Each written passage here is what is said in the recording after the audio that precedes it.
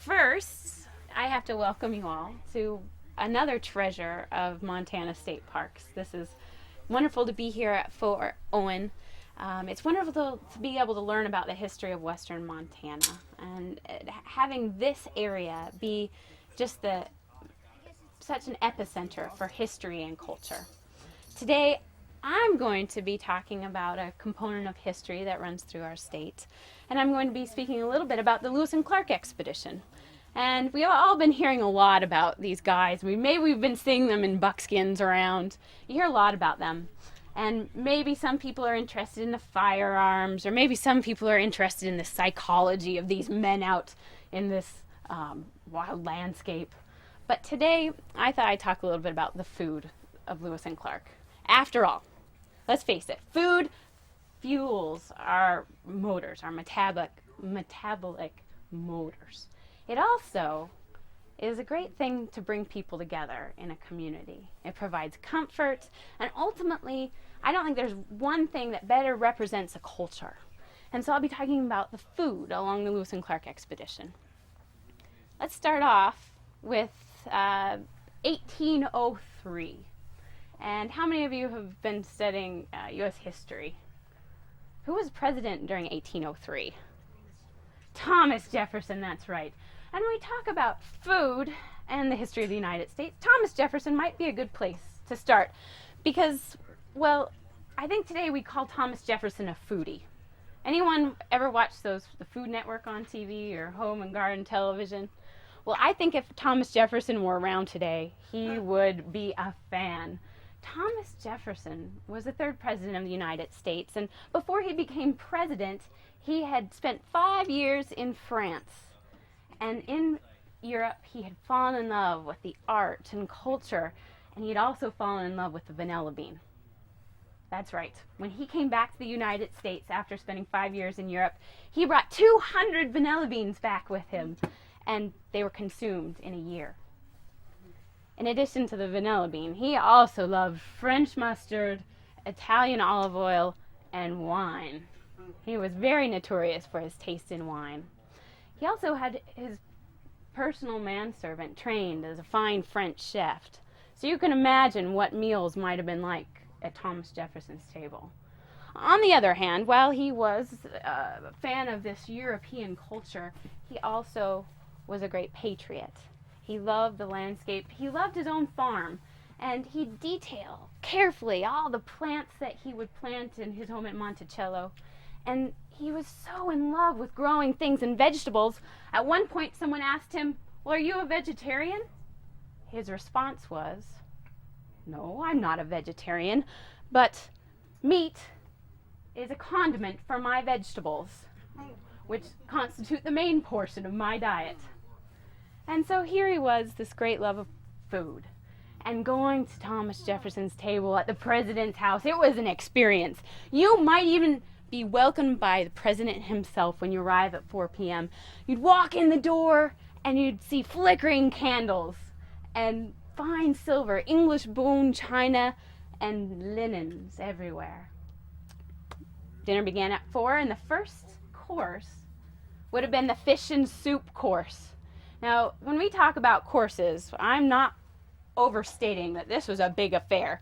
When Thomas Jefferson was dining alone, he expected at least 8 dishes. When company was coming, it was even more. Amazing. Soup and fish. It might have been raised from the basement kitchen with a dumbwaiter, taken out, and the president himself might have ladled soup for each one of his guests. Now, the second course. This was a great course. It was the savories and the vegetables. Now remember how Thomas Jefferson loves his vegetables. He had a favorite vegetable. Any guesses about what that might be? Think about what he might be growing in his plantation in Virginia. What do you think? Tobacco. Oh, that's delicious in our vegetable course. Excellent. Maybe a hand-rolled, no. What do you think? Corn. Corn, you're close. Think more green. More green. What do you think? What do you think? Beans. Oh, you're very close. In fact, Thomas Jefferson's favorite vegetable was the English pea. And today I have prepared for you a traditional southern dish with the English pea.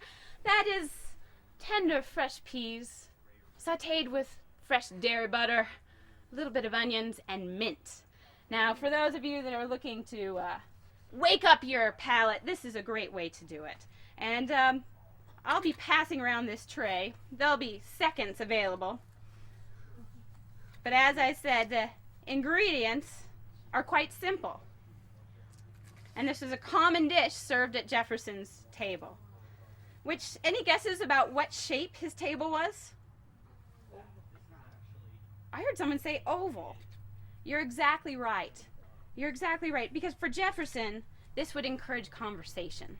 And this goes back to food being a representation of community and culture. And that's exactly what Jefferson wished, is that dinner at his table, at his oval table, would be an experience and a way to get to know people in a different way. I'll go ahead and you can pass around this. And there also is a spoon that I'll ask you to hold on to because you'll need this later on. And a napkin. Oh, thanks for your help. I'm going to take a spoon. Oh, you bet. No, thank you. Uh-oh, somebody doesn't like her peas. Yeah?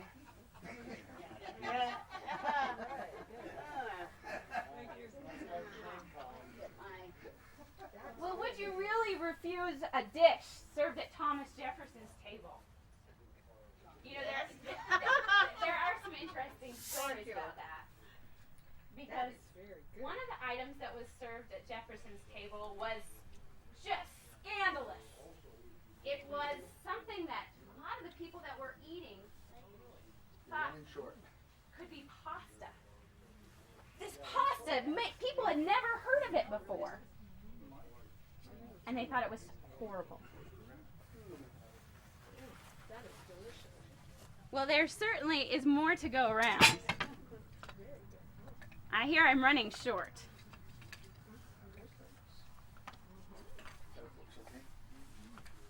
You can come to my house when you get sick. Okay. Well, we might have leftovers. I think you're covered. Okay, good. Thank What you. did you say you put in this? Oh, well, this is getting Now we fun. have to have a recipe when it's good. Now, of course, Thomas Jefferson would be able to tell you the recipe. But do you think Thomas Jefferson actually was in the kitchen slaving over a hot fire? Of course not. But he would tell you that it was onions sauteed with fresh butter. Okay. And then you stir the peas in and add fresh mint at the end. Very simple, and it's a great summer dish. It really reflects Thomas Jefferson's own farming culture that he was so passionate about. So here we have this great vegetable dishes coming out in force. Keep in mind, there was also the savories, and meat was important. 200 years ago, back in Washington, it was thought that if you were a good carver of meat, that was a moral barometer for how good of a person you were. Even the women would vie to have the meat sat down by them so that they could carve it. And compliments were lavished all around. And so the meat course came with the vegetables. After this course, well, this was the time for French service. The servants would bustle in, clear the table, and the tablecloth would be removed, revealing a fresh cloth. Wouldn't that be nice if someone came into your home and did that every day? Well, after our savories and vegetables, this is the opportunity for something that really was a talk of the town in Washington. It was the dessert course. Perhaps it would be vanilla custard. Perhaps it would be that famous winter dessert that Thomas Jefferson introduced to the United States. Ice cream. Thomas Jefferson was the first to have an ice cream freezer in the United States. And imagine the talk of the town of this frozen custard that was commonly paired with a crispy hot meringue. Oh, it was so delicious. But this was not the end of the meal. No. In fact, the end of the meal would culminate with Thomas Jefferson's very favorite thing. This was something that had rolled over from his time in Europe. It was wine and cheese. And this was the final course that really people began to talk. And we're talking about great minds, botanists, map makers. We've got people that had traveled all over the world. We have individuals coming to share their thoughts on science and fossils. And all through this, there was a young man that would sit by the president's side. A young man that sat at his side and was also in charge of ordering his wine. This young man was Meriwether Lewis, who was Thomas Jefferson's personal secretary. And I think it's quite interesting that we know Meriwether Lewis as being this man that traveled through Montana, but he began at probably one of the best set tables in the world 200 years ago. And he experienced these great minds and these great courses. And that's where the Lewis and Clark story really does begin. It begins there at that oval table, those minds discussing this newly acquired Louisiana Purchase. Now, anyone know how much that Louisiana Purchase actually went for? 3 cents an acre. Okay, all right, break it down. Let's get a big number. Come on. It's in the millions. Guess. 3, higher. Yes. 4? Ooh, higher. It was 6. Oh, you need to get way higher. It's 15 million. And so here we have this group of academics, politicos, and Meriwether Lewis discussing this newly bought land. Oh, it's $15 million and needs to be traveled through.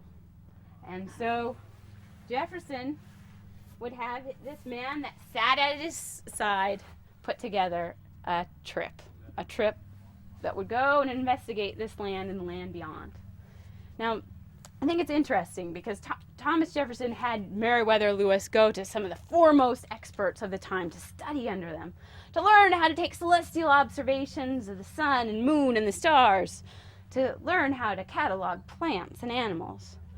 But one person Thomas Jefferson would not send Lewis to would be his French chef. After all, this was a military expedition, and the military food is going to differ vastly from the food at the president's table. Has anyone been in the military? Yes, so how was the food? Wasn't too bad. It wasn't too bad. It fueled your fires. That's right, and that's the main purpose. We have this culture of food changing to a focus of fueling your fire, of giving you enough sustenance and energy to continue on. And it's interesting to look at this culture of food in the military 200 years ago because, well, carrying food and transporting food across great distances was not as easy as it is today. In fact, there was a infamous person that once said an army travels on its stomach. Does anyone know who said that? Patton. Earlier. French. MacArthur. Oh. French. Yes, Napoleon. We've got some great history buffs here. Napoleon said an army travels on his stomach. And 200 years ago, Napoleon gave out a reward, 12,000 francs, for the first person that could devise a way to carry food in great distances so it wouldn't spoil. Unfortunately for Meriwether Lewis, the pickle maker and brewmeister that created the canning process we know today, well, he wouldn't do that until 1809. So Lewis had to rely on some tried and true ways of transporting food. Let's see, what are some ways that we can preserve food so we can travel? Dry it, of course. The word jerky comes from a Spanish word, I understand, that means to cut up into strips and dry. You can dry it by air or smoke it. This would be a way the expedition would travel with their food, especially their meat. They would also dry veggies in some cases in the terms of corn, which was one of the main staples of their provisions. What are some other ways we might be able to travel with food across a continent? Salted! Oh, wonderful! I've got a great recipe for some salt pork. Get out your notepad. First, you need to butcher a hog. Then you're gonna let that meat cool down a little bit, but make sure to pack it with salt around it. Next thing, cut it up into small chunks. We're looking for about 4 pounds of meat. And what we then do is push those individual pieces of pork that have been salted into a barrel like this. You might even want to take 2 boards and squeeze out any excess moisture out of that nice pork. You're starting to get hungry already? Yes. Well, after you've got your 4 pounds of pork in a barrel like this, then what you do is you'd pour in 4 gallons of salt. Or, excuse me, 4 pounds of salt. And then 2 pounds of brown sugar, a handful of saltpeter, and then we might have a hole in the top and we'd pour in 4 gallons of water.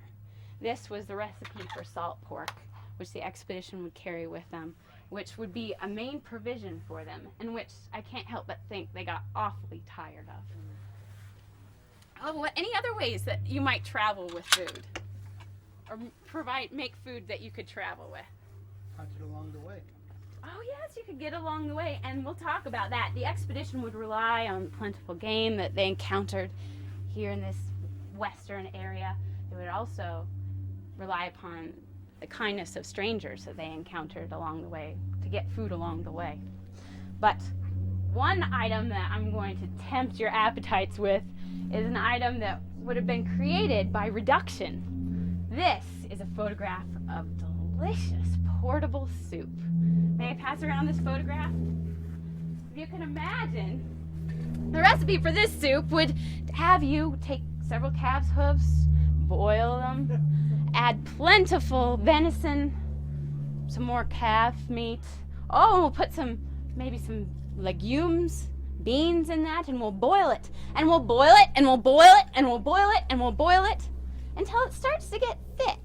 Then, this is the delicious part of the recipe. You might take fish scales and throw them into this concoction to clarify this portable soup. Then we'd boil it some more and boil it some more until eventually you've got kind of a shaking, quaking gob of, well, calf foot jello. Okay. And then we'd let this dry. And this portable soup, 193 pounds of it, was the most expensive item that Lewis would bring with him on his trip. He had learned from people that had been traveling across the globe that this is a great way to preserve food. In fact, Captain Cook, you've heard of him, right? Sailing in his vessel across the globe. Well, he carried with him something that he called peas porridge. And maybe you've heard the rhyme, peas porridge hot, peas porridge cold. That was a similar recipe that involved peas, reducing and making it into a dry wafer that you added water to, like bouillon. So far, I don't think this military is traveling very deliciously. And it is so interesting to look at some of the items that were brought along. And I've actually got some weights for you. A historian went through and cataloged Lewis and Clark's journals, and were able to come up with estimations of the weights of the items that Lewis would pack on the keelboat when they began their trip. And we've got 6,000 pounds of corn products. And this was parched corn, the meal, or it was also lied corn or hominy. 4,000 pounds of flour, or it could be in the form of the wheat flour, or it could be in the form of biscuits like hardtack. 3,700 pounds of that delicious salt pork, 700 pounds of hog's lard, 100 pounds of beans, 150 pounds of sugar. Do you think you could survive on just 150 pounds of sugar, young man? For 2 years, 4 months, and 9 days? I don't know if I could. 750 pounds of salt, 50 pounds of coffee, 193 pounds of portable soup, 120 candles. Why did I put that on the provision list? Well, this is one of the objects that the expedition did have to rely upon when they were in great need. And 120 gallons of whiskey. That's right, whiskey. Oh boy. And how did this military men love their whiskey? In fact, in terms of what they were given each day, it was about a half cup, a gill of whiskey. This whiskey was highly favored by members of the expedition, but it didn't last long. 120 gallons of whiskey did not last long. And I'm sure that was a great sadness for those individual members. A bit of Montana history is that the whiskey would run out at Great Falls, Montana, when the expedition would celebrate the first 4th of July in this neck of the woods. And I imagine that was a sad day for many of the members. In addition to foodstuffs, Lewis made sure that every man of the expedition would have a pint cup, would have plates and teaspoons and knives, cooking utensils. And these cooking utensils, there were 3 different squads that the expedition was divided up into. That meant 3 different cooks that would be in charge of each of the squads. Now, do you think that every cook was great at his job? Probably not. In fact, Thompson was such a horrible cook, he was booted off, and Charbonneau, the Frenchman, was brought in to cook his famous Boudin Blanc. It's interesting. I want to read you the schedule for food that Lewis prepared. The schedule, it's every 3 days, it's a rotation. And I wonder if you might get tired of this for 2 years, 4 months, and 9 days. For day 1, we have hominy and grease. This would be prepared at the main meal of the day, which was the noontime meal. It would be eaten cold for dinner and cold for breakfast. Day 2, salt pork and flour. Again, prepared warm, the noontime meal, eaten cold, maybe like wallpaper paste, as the evening meal and the morning meal. And finally, I think this would be my favorite meal of the rotation. Day 3 was cornmeal and pork. And I prepared that meal for you today. And I think it will be lukewarm.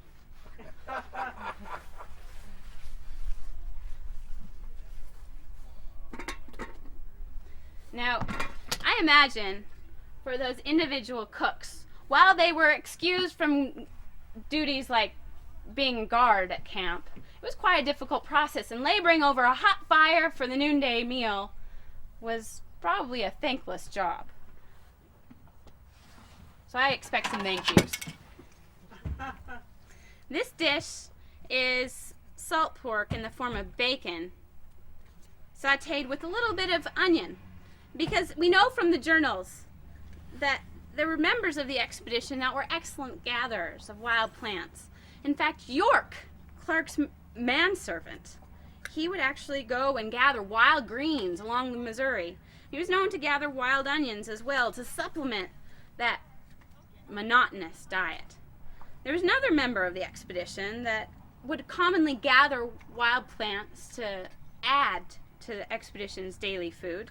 Any ideas who that other person might have been?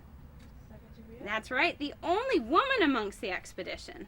And how do you think she must have felt eating Charbonneau's cooking every day?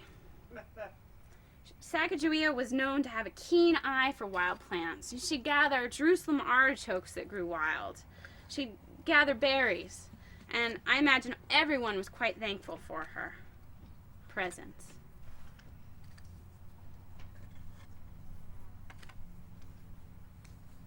So she wasn't a cook, huh? She was not a cook. She was smart enough to tell them how to cook. That's right.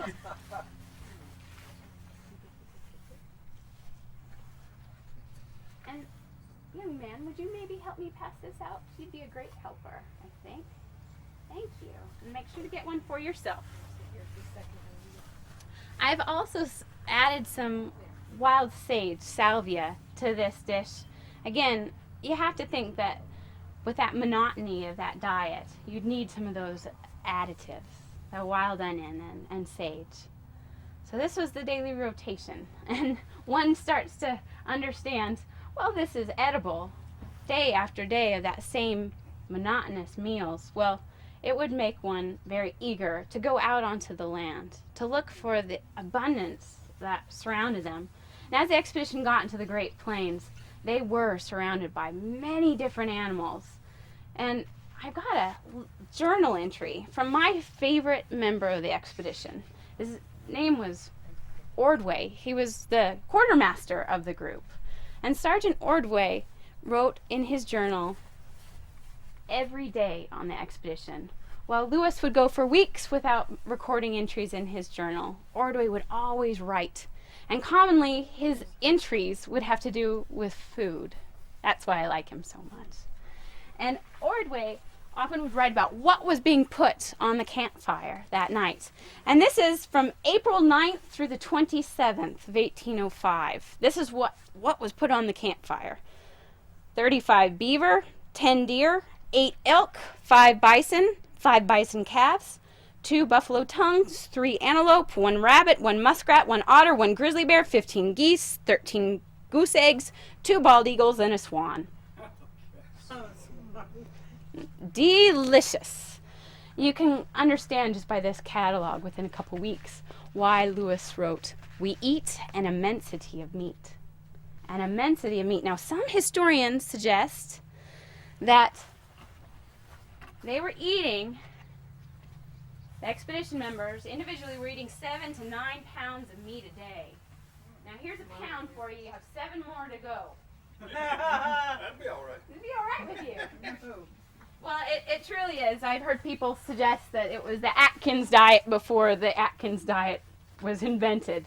But perhaps this is why those Dr. Rush's bilious pills were so important for the expedition. These powerful purgatives to clean out your system because of all this meat clogging it up. Now, as they were quite reliant and the hunters were off gathering meat, you can understand that this group of, by the time they were here in the Bitterroot Valley, 32 people, well, they really did not quite fully have the skills to take care of themselves and feed themselves. And this kind of transitions me into a really unique way of looking at food and community and culture. And this is the fact that as the expedition was traveling through the continent, they were carrying out Thomas Jefferson's wishes of exploring the Louisiana Purchase, of establishing a water route across the continent, of laying down a foundation of diplomacy with the Native American tribes they met along the way. But what a lot of people don't realize is on the list of mission objectives that Thomas Jefferson gave Lewis was to catalog what foods people were eating along the way. And the foods that the native peoples would provide and share with the expedition would ultimately be one of the biggest pieces that allowed the expedition to survive. I want to start by looking at this relationship with food at the Mandan and Hidatsa villages. Here we have the cold winters in what's today North Dakota. This salt pork is not going to be tasting so good, and the snow's blowing outside. But the Mandan and Hidatsa people were excellent agriculturalists. They had been growing corn, beans, and squash for thousands of years. And don't you think that some corn and beans and squash might look good in comparison to this cornmeal mush? You bet. And so the trade that precipitated upon Lewis and Clark's need for extra food, more food, really that exchange of food led to an interesting relationship and ultimately a great appreciation for these native people that were allowing Lewis and Clark to survive. John Shields, the blacksmith on the Lewis and Clark expedition, crafted beautiful battle axes that he'd trade with the Mandan people. And in exchange, again, there'd be those bushels of corn that allowed the expedition to survive the winter. Another relationship in terms of culture and food happened to the south of us with the Shoshone people. It's interesting because according to the Lewis and Clark journals, they knew that they were going to meet these Shoshone people. They had to meet up with the Lemhi Shoshone because these were the people that had horses that would allow for this 400-mile portage across the mountains. There'd no longer be a water route across the mountains. Horses were important. They knew this, and that's why the young woman, Sacagawea, came with the expedition to act as an interpreter. In many cases, perhaps to the south, to act as a guide. When the expedition was getting ready to meet up with these Shoshone people, they cached much of their food. They cached a lot of it, thinking that the Shoshone, like the Mandan and Hidatsa, would have food aplenty. Little did they realize that the cultures here of the Rocky Mountains were not agriculturalists. These were hunters and gatherers. And the Shoshone were on their way to get buffalo. They were on their way to Buffalo, so they weren't carrying a lot of food with them. So that when the expedition did meet up with the Shoshone people, well, there wasn't a lot of food to go around. There wasn't a lot of food, but the Shoshone people shared what little they had. And this food that was given to the expedition, well, people like William Clark turned his nose up at it. Just like you turned your nose up about my peas. William Clark turned his nose up on it. He said while the salmon was good, he found that it was not keeping, he said he found himself quickly declining. His muscles were declining. Culturally, Lewis and Clark were under the idea that this meat needed to come from elk or deer or bison, and that fish was not an adequate source of nutrition for them. And so you can imagine sitting in a circle and eating with a group and having someone decline this gift of food that you give them. Culturally, that might be one of the most crushing things that you could do to someone. However, that relationship with the Shoshone continued, even though that Captain Clark was not a salmon eater. This group of Lemhi Shoshone and Lewis and Clark would eat together. The hunters of the expedition would go far afield and bring deer back, and the groups would eat together. And how else do you form a community than sitting down with someone and breaking bread or eating fresh meat off the fire? Another incident of that relationship, the community being developed with the Native American people and Lewis and Clark, would be when the expedition met up with the Salish people just to the south of us here at Ross's Hole. Again, the Salish were headed to Buffalo. They weren't carrying much with them, but they offered roots and berries to the expedition. It was a welcome, it was a piece of hospitality to these hungry and tired travelers. Consistently, as we read about the expedition here in the Rocky Mountains, and all the way to the other side with the Nez Perce people, we see that welcoming, that hospitality, sharing what little food that you had with this group of strangers. Has to do with when the expedition finally made it past these Bitterroot Mountains. They were starving. They had eaten their colts. Some historians believe they had eaten candles made of tallow. They were, if at any point in their whole trip, they were incredibly vulnerable.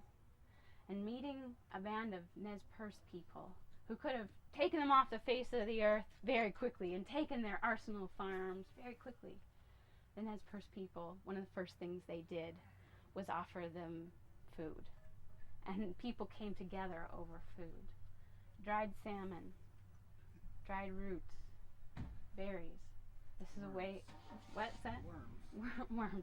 Camas. This was a way to welcome someone. There's no better way of making a connection. And I think it's amazing that this story of food, I began at Thomas Jefferson's table, but the Nez Perce extended the same hand of hospitality, that same warm welcome that Thomas Jefferson did back in the president's house in Washington. The Nez Perce would do the same thing, share their provisions with a group of strangers.